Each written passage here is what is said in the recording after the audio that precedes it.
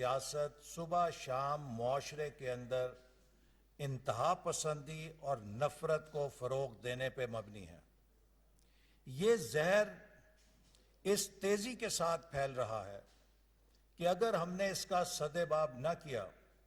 تو معاشرہ انتشار انارکی یا خانہ جنگی سے دو بام دور ہے۔ لہٰذا میں اس واقعے کو محض ایک واقعہ نہیں سمجھتا، بلکہ اس واقعے کو ایک بہت گہری بیماری کی علامت سمجھتا ہوں کہ جس کا ہمارا معاشرہ شکار ہے۔ یہ چند افراد جس میں خواتین اور بچوں کو آگے کیا گیا اور ہلڑ بازی کرائی گئی، اس سے میری شہرت کو کوئی نقصان نہیں پہنچا، لیکن ان لوگوں نے اس کلچر کی نشاندہی کی جو ان کی قیادت کی طرف سے انہیں سکھایا جا رہا ہے۔ الحمدللہ میں سیاست میں نوبارد نہیں ہوں، مجھے 3 عشرے ہو گئے ہیں، اور مجھے اللہ کا شکر ادا کرتے ہوئے یہ کہنا ہے کہ نارووال کے عوام نے 5 دفعہ مجھے بھاری اکثریت سے قومی اسمبلی کے انتخابات میں جتایا۔ کوئی 5-10 ہزار بھی نہیں،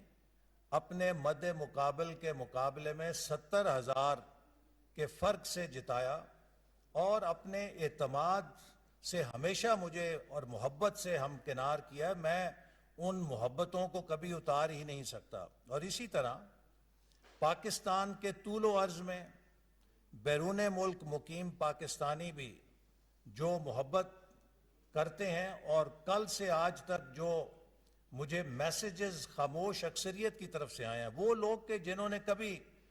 مجھ سے کمیونیکیٹ نہیں کیا، کوئی استاد ہے،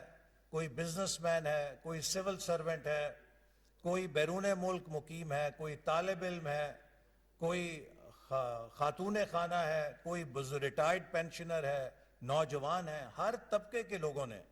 اس واقعے کی مذمت کی ہے، ماں سوائے چند پی ٹی آئی کے ان لوگوں کے کہ جن کا کام صبح شام سوشل میڈیا پہ پگڑیاں اچھالنا یا ادھم مچانا ہے۔ تو میرے پاس بھی 2 راستے تھے۔ قانون مجھے یہ اختیار دیتا ہے کہ میں پاکستان کرمنل جو سی آر پی سی ہے یا ضابطۂ فوجداری ہے، اس کے تحت ان کے خلاف کارروائی کر سکتا ہوں، لیکن چونکہ اس واقعے میں خواتین اور بچے انوالو ہیں، میں نے اس قانونی کارروائی سے اجتناب کا فیصلہ کیا ہے، اور میں اس واقعے کو عوام کی عدالت میں ان خواتین اور ان بچوں کے خلاف نہیں، بلکہ اس طرز عمل کو فروغ دینے والی اس قیادت کے خلاف ایک ایف آئی آر کے طور پہ درج کرانا چاہتا ہوں کہ پاکستان کی خاموش اکثریت کا فرض ہے کہ اس قسم کے رویوں کی حوصلہ شکنی کرے، چونکہ اگر ہم نے ایسے رویوں کی حوصلہ شکنی اور مذمت نہ کی تو ہم لبنان کی طرح خانہ جنگی کا شکار ہو سکتے ہیں۔ اس وقت اگر کوئی میرے ساتھ بھی سیکیورٹی گارڈ ہوتا یا کوئی جذباتی وہاں پر ہمارا حمایتی ہوتا اور ان کے ساتھ کوئی نامناسب رویہ اپناتا، تو صورتحال بہت گمبھیر ہو سکتی تھی۔ میں پی ٹی آئی کے جو ہمدرد ہیں انہیں بھی یہ بات کہنا چاہتا ہوں کہ وہ ٹھنڈے دل اور دماغ کے ساتھ سوچیں کہ کہیں ایسا تو نہیں کہ وہ جس جذبے کے تحت اپنے لیڈر سے محبت کا حق ادا کرنے کے لیے ایسی جہالت پہ مبنی کارروائیاں کر رہے ہیں، ان کا لیڈر ان سے کتنا مخلص ہے جو اپنی انا پرستی اور اپنے سیاسی ایجنڈے کے لیے انہیں استعمال کر کے ان سے اس طرح کے نامناسب رویے اور شرمناک رویوں کا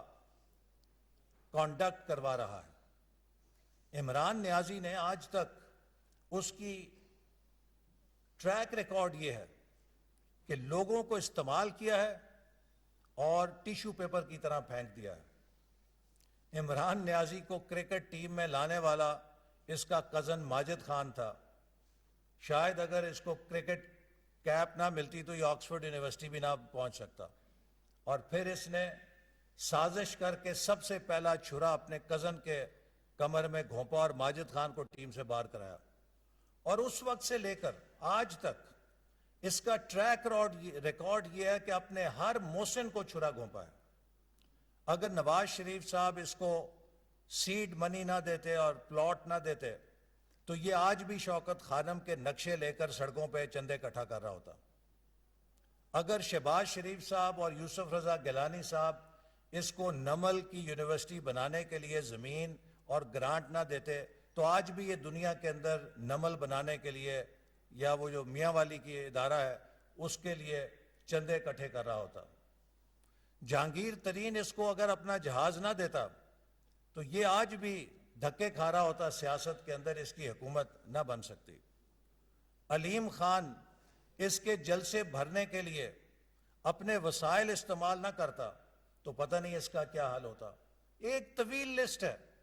ہر کسی کو استعمال کیا اور ٹیشو پیپر کی طرح پھینک دیا۔ میں اپنے ملک کے ان نوجوانوں سے،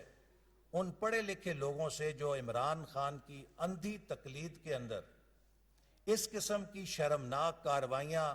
صرف عمران خان کی محبت میں کر رہے ہیں، ضرور کہنا چاہتا ہوں کہ 2 منٹ کے لیے ٹھنڈے دل اور دماغ سے ضرور سوچیں کہ آپ جتنے لیڈر کے ساتھ سنسیئر ہیں، کیا آپ کا لیڈر بھی آپ کے ساتھ سنسیئر ہے؟ اگر وہ آپ کے ساتھ سنسیئر ہو تو وہ آپ کو اس قسم کی حرکات کے لیے نہ اکسائے جو شرمناک بھی ہیں اور جو شائستگی کے تمام رویوں سے عاری بھی ہیں۔ پاکستان میں جمہوریت اور آزادی پہ مجھے پختہ یقین ہے، اور اس حوالے سے بطور سیاستدان میرا یہ فرض ہے کہ انتہائی برداشت اور تحمل کا مظاہرہ کرتے ہوئے میں وہ غلطی نہ دہراؤں جس کا مظاہرہ چند افراد نے کیا ہے۔ پاکستان کے لیے میری جو بھی خدمات ہیں وہ مجھے بتانے کی ضرورت نہیں، وہ قوم بھی جانتی ہے، ہمارا برادر ملک چین بھی جانتا ہے، اور پوری دنیا ان کی ریکگنیشن کرتی ہے۔ لہٰذا مجھے کسی پی ٹی آئی کے بندوں سے کوئی سرٹیفکیٹ لینے کی ضرورت نہیں۔ سب سے بڑی بات یہ ہے کہ میرے حلقہ انتخاب نارووال کے لوگ جو میری کنٹریبیوشن ہے وہ جانتے ہیں، اور ان کے اس اعتماد کے بعد مجھے کسی پی ٹی آئی کے سرٹیفکیٹ کی ضرورت نہیں ہے۔ لہذا میں اس کردار کشی کے مہم پر جو عمران خان نے پچھلے 10 سال سے چلائی ہوئی ہے، صبح شام چور چور چور چور کی آوازیں جو لگاتا ہے، وہ 4 سال وہ اس ملک کا سیاہ سفید کا مالک رہا۔ وہ چاہتا تو 10 منٹ کے اندر قانون پاس کرا لیتا تھا، جو چاہتا تھا ہو سکتا تھا، لیکن ان 4 سالوں میں وہ 1 روپے کی کرپشن ثابت نہیں کر سکا۔ اور میں عمران خان کا بےحد مشکور ہوں کہ اس نے کروڑوں روپے لگائے اور میرے خلاف اگر ریفرنس بنایا تو ایک بھونڈا ریفرنس یہ بنایا جس میں کوئی مالی کرپشن کا الزام نہیں۔ الزام ہے تو یہ ہے کہ نارووال جیسے ضلع میں ایک بین الاقوامی معیار کا کھیلوں کا کمپلیکس کیوں بنا دیا ہے۔ اگر یہ گناہ ہے تو مجھے اس گناہ پہ فخر ہے، مجھے کوئی شرمندگی نہیں ہے، اور دوبارہ موقع ملے گا تو ایسے گناہ دوبارہ کروں گا۔ پاکستان کے ہر پسماندہ علاقے میں کوئی بڑا منصوبہ بنانے کی کوشش کروں گا، کیونکہ ہر پسماندہ علاقے کا حق ہے کہ وہ بھی ترقی کی دوڑ میں آگے آئے۔ تو لہٰذا وہ چیز جو 10 سال سے عمران خان کہہ رہا ہے، میں نے اس کو 4 سال چیلنج کیا، ہر پلیٹ فارم پہ چیلنج کیا کہ عمران نیازی، میں نے 3200 ارب روپے کی ڈیولپمنٹ گرانٹس ریلیز کی ہیں اپنی وزارت سے 2013 اور 18 کے درمیان۔ تم 32 پیسے کی مالی فائدہ یا کرپشن ثابت کرو تو میں تمہارا نہیں پوری قوم کا مجرم ہوں گا۔ لیکن جھوٹ کے اوپر، بہتان کے اوپر الزام تراشیاں کرنے کا نتیجہ یہ ہے کہ آج یہ سڑکوں پہ دھکے کھا رہا ہے، اور جتنا جھوٹ یہ بول چکا ہے، جتنی بہتان بازی یہ کر چکا ہے، میرا ایمان ہے کہ یہ اب قیامت تک اسی طرح سڑکوں پہ دھکے کھائے گا، یہ اقتدار میں نہیں آ سکتا۔ تو لہٰذا میں دوبارہ سمجھتا ہوں کہ آج ہم سب کو ٹھنڈے دل سے سوچنا چاہیے کہ ہم اپنے بچوں کو، ہم اپنی قوم کو کیا اس ہیٹ، اس انتہا پسندی کا شکار ہوتے دیکھنا چاہتے ہیں یا اس سے نکالنا چاہتے ہیں۔ ہر لیڈر کا ایک ہلکا اثر ہوتا ہے اور اس کی ذمہ داری ہوتی ہے کہ وہ اپنے زیر اثر لوگوں کو درست معلومات دے اور ان کی درست تربیت کرے، انہیں اخلاق اور تمیز کے بنیادی تقاضوں سے روشناس کرائے۔ بدقسمتی سے عمران نیازی بطور لیڈر یہ اہم ذمہ داری ادا کرنے میں بھی اسی طرح ناکام ہوئے ہیں جس طرح وہ حکومت چلانے میں ناکام ہوئے تھے۔ حکومت چلانے میں بھی ناکام ہوئے اور اپنے کارکنوں کی تربیت کرنے میں بھی بری طرح ناکام ہوئے، چونکہ وہ ایک نفرت پہ مبنی، غصے میں، اینگری مین، پتہ نہیں زندگی میں ان کے ساتھ کیا حادثہ پیش آیا تھا، ان کے بچپن میں ان کے ساتھ کیا حادثہ پیش آیا تھا کہ ہی از این اینگری مین، ہر کسی کے خلاف، ہر کسی کے ساتھ ہر وقت لڑنے کے لیے، ان کو نقصان پہنچانے کے لیے، ان کی کردار کشی کرنے کے لیے تیار ہیں۔ میرا خیال ہے کہ Imran Niazi needs a serious psychiatric evaluation. میری تربیت، شخصیت اور جماعت مجھے عمران نیازی کی بدتمیزی کی سطح پر اترنے کی اجازت نہیں دیتی، اور میں بد تہذیبی اور بدتمیزی کو کسی صورت میں فروغ نہیں دینا چاہتا۔ ہمیں معاشرے کے استحکام اور جمہوریت کے فروغ کے لیے اختلاف اور برداشت دونوں کو قبول کرنا ہے۔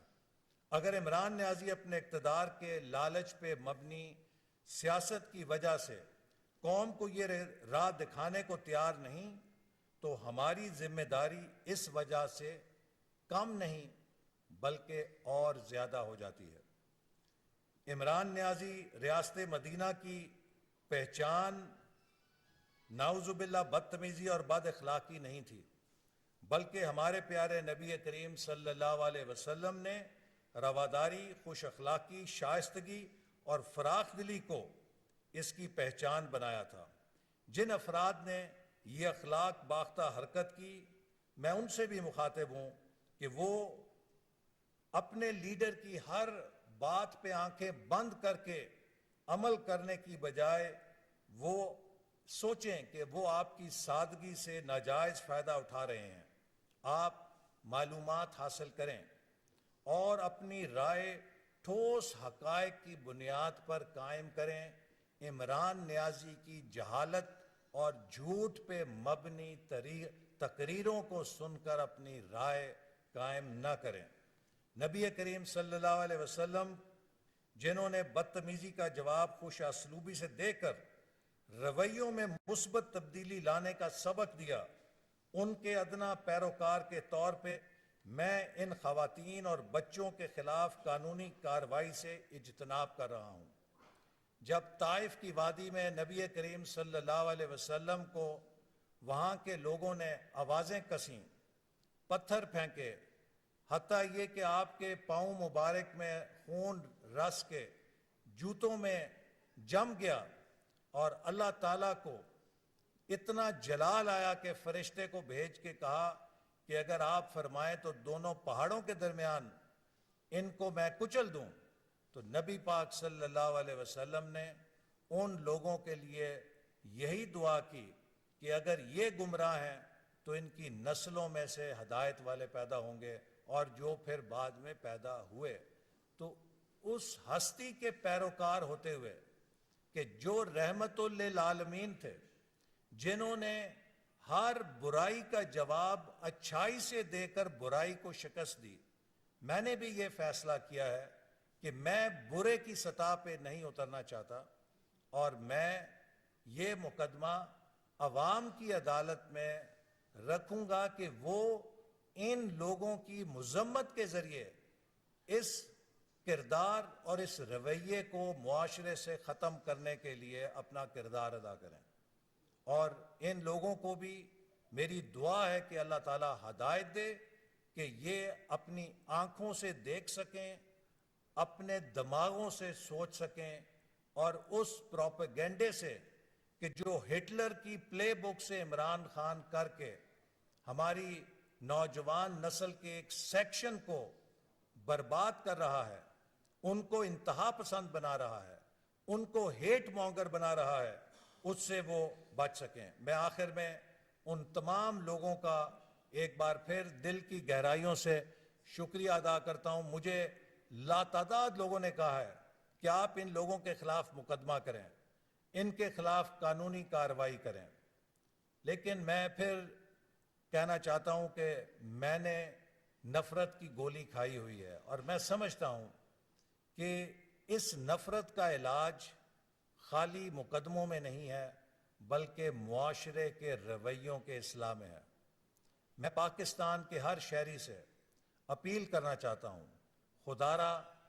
پاکستان کو انتہا پسندی اور نفرت کے راستے پہ جانے سے روکیں, چونکہ ہمیں اگر ہماری قومی سلامتی کو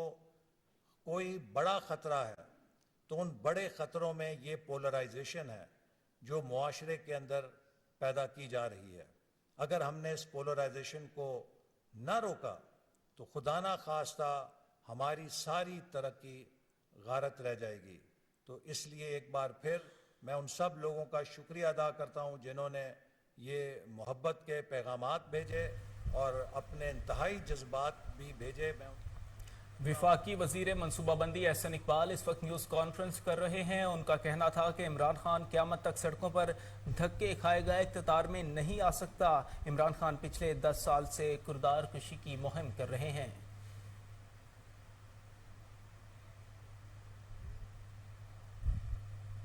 نیوز اسٹوڈیو سے فی الوقت اتنا ہی. مزید باخبر رہنے کے لیے دیکھتے رہیے کوہ نور نیوز.